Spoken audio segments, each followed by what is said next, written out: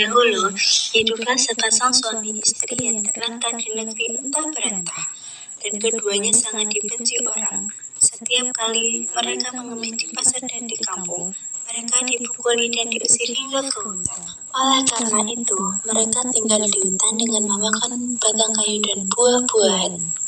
Setelah beberapa lama, maka istri si miskin pun hamil. 3 bulan lamanya, sang istri ingin sekali memakan buah mangga yang ditanam di taman raja. Maka suaminya itu pun terkatukan hatinya tak kala ia di keindraan menjadi raja tiada ia mau beranak. Namun sekarang ia akan memiliki anak dan berkata, "Istriku, apakah kamu ingin membunuhku? Apakah kamu tidak tahu tentang masa lalu kita? Jangan meminta sesuatu, kita tidak bisa mengambil buah mangga yang ada di taman raja." Setelah istrinya mendengar perkataan suaminya itu, ia semakin menangis, lalu suaminya berkata, "Diamlah istriku, jangan menangis, aku akan mencari buah mangga dan memberikannya kepadamu."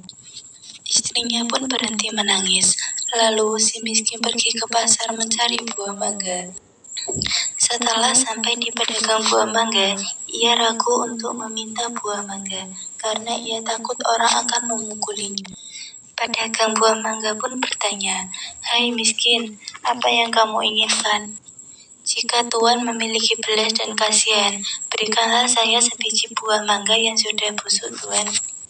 Orang yang ada di pasar pun menjadi iba karena mendengar kata-kata si miskin itu. Lalu, orang yang berada di pasar tersebut memberikan si miskin buah mangga, makanan, dan bahkan pakaian, serta buah-buahan lainnya. Si miskin pun heran karena biasanya ia diusir, dipukuli, hingga dilempari kayu dan batu.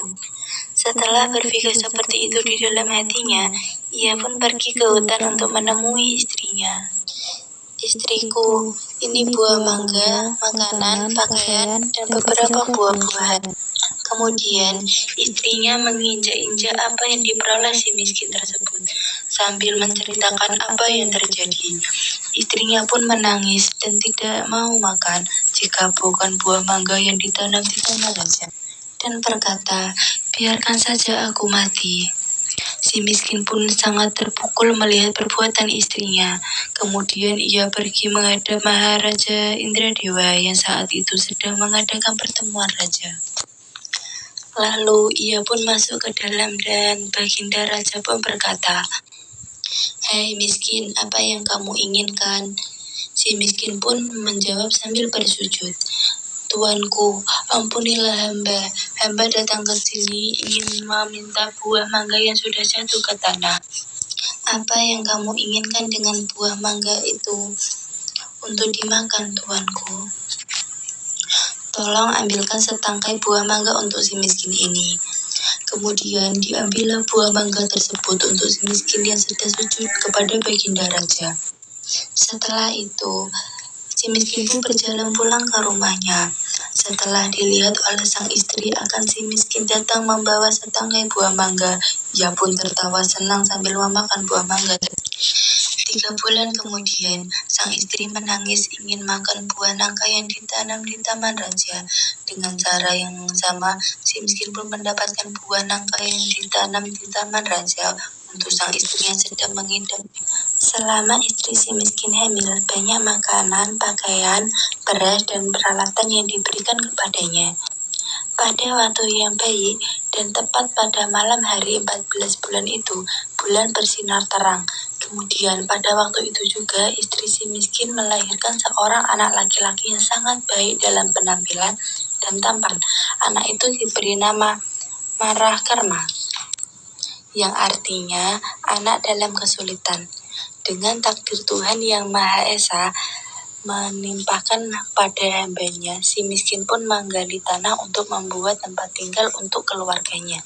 Ketika ia menggali tanah untuk menancapkan tiang, ia menemukan telaju besar yang berisi banyak emas.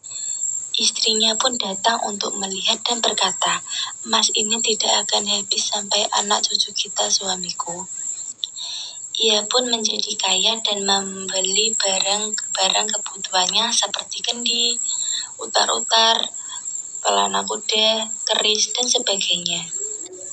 Setelah kembali dari membeli barang-barang tersebut, ia mandi dengan jeruk nipis, menimang anaknya, dan berseru, "Jika engkau sungguh-sungguh anak dewa yang ingin menerangkan wajah ayahanda ini, berikan negeri di hutan ini menjadi negeri yang lengkap dengan kota, parit, dan istana, serta menteri rakyat dan semua raja-raja besar."